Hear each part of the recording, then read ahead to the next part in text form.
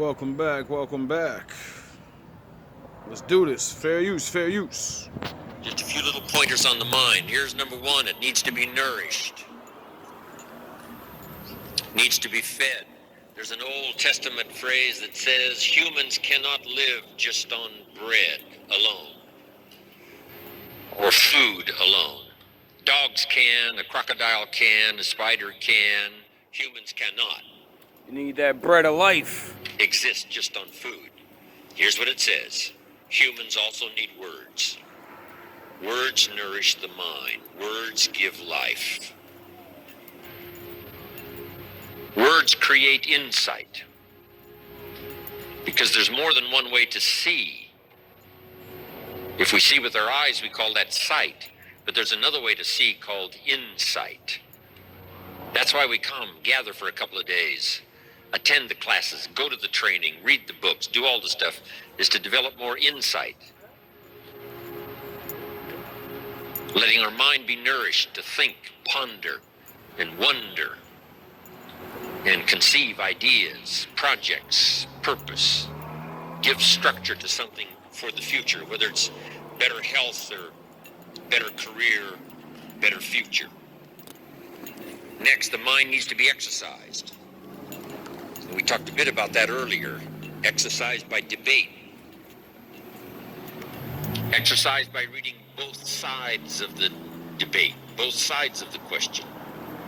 Major life issues, major political issues. Don't leave yourself out of the great debate. One, the mind needs to be nourished by ideas. Second, it needs to be refined and stimulated and exercised by debate. We need both sides of the human drama represented. The reason why the Bible is such a classic book in studying all kinds of stories is because the Bible is full of stories on both sides, the evil side and the good side.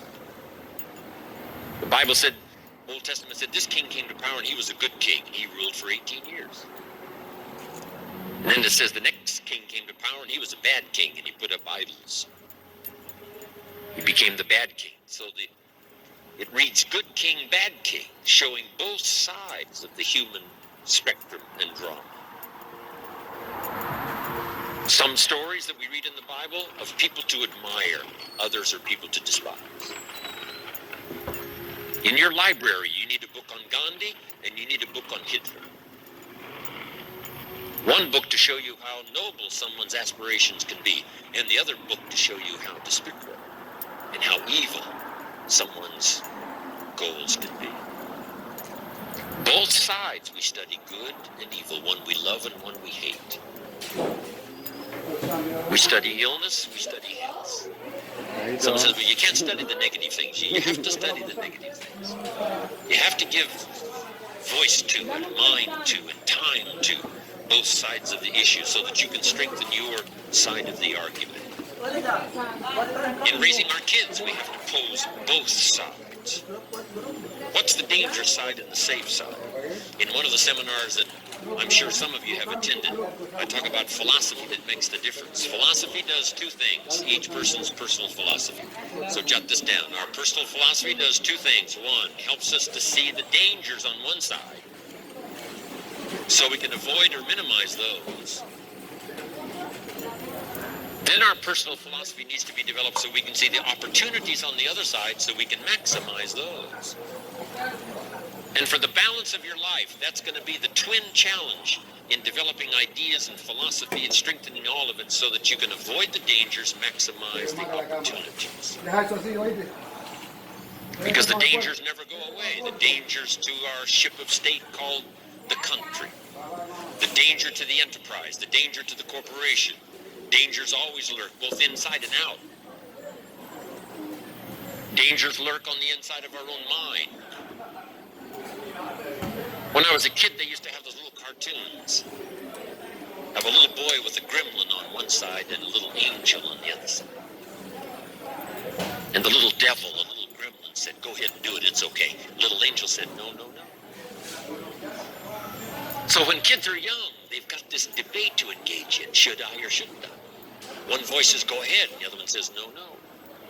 So we hope as the years pass and as the classes pass, and as we go from grade 1 to grade 2 to grade 5 to grade 10, we will learn more, as Abraham said, to listen to the better angels of our nature, to appeal to our conscience, and let our conscience help, along with God and whatever else you belong in that has good influence on helping to make right decisions, avoiding the evil one, avoiding the danger, the dark side, and appeal to ourselves to engage in the positive side, the opportunity side.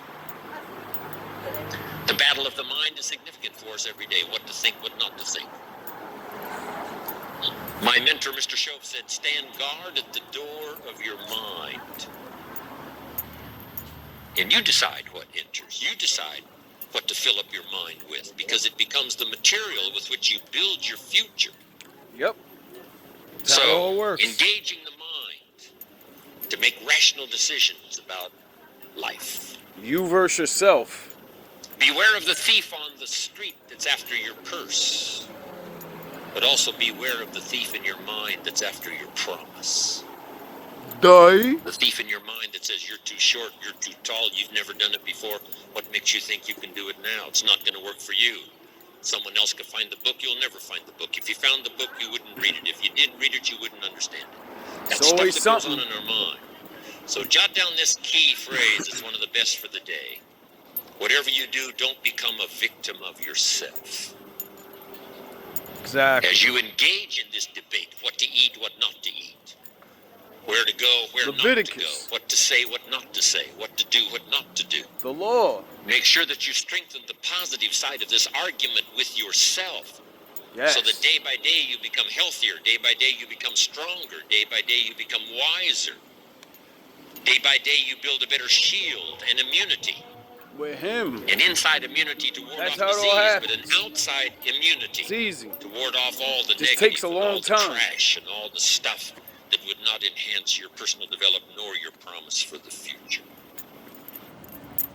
That's all. Text. You know, that little Fair or use. not so little. Fair use. Dads are known for. So this is so important in understanding the mind. What's going on, man? Feed it. Oh, yeah. We call it food for I ain't thought. at work no more. That's what a big share of the seminar is all about these 3 days. I ain't is at work, providing dog. food to think about, thoughts to think about, and then ideas to debate. And it's not necessarily what's right or what's wrong, but what's better and what's best. This is okay, but this would be better. Exactly. With this, yes, you can manage, but with this, you can flourish. With this, you can exist. With this, you can live a fantastic life. So, exercising the mind. Now, to develop the mind, you need a good library. Let me give you three parts to your library. Number one is your visual library. Zig and I and others have put things on video so you can see. Looking all sharp. Got her little. We ask you to come here today and see what's going on.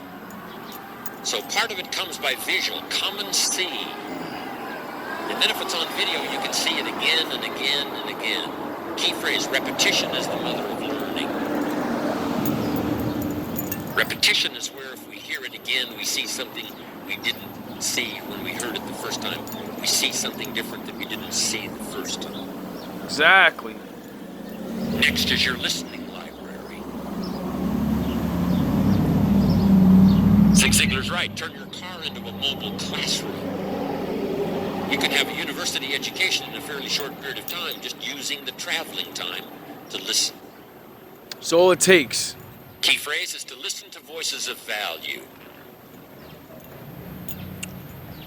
Discriminate in your listening time. Listen Why to do you think someone I don't with show reputation, pictures? Someone who has good ideas. Most of my Someone who's videos are recommended all that has black some so you value. can just hear the words. Don't waste your time listening to things that don't count much. Hey, there's some things that are not So you worth can spending focus. the time. You know, they create more poison than they do benefit. So be careful.